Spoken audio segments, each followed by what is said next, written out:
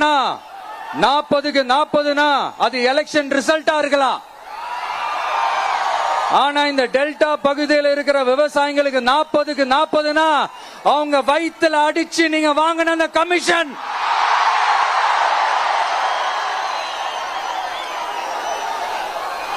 இது உங்க ஆட்சியில நடந்திருக்குது சிஎம் சார். இதுக்கு என்ன பதில் சொல்ல போறீங்க?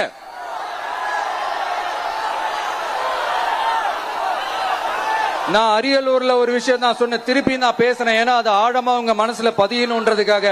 என்னடா இவன் கேள்வியா கேட்கிறான்னு நினைக்காதீங்க. தீர்வை காண்டி போறதும் தீர்வை நோக்கி போறதும் தான் நம்ம டிவிக்கோட லட்சியமே.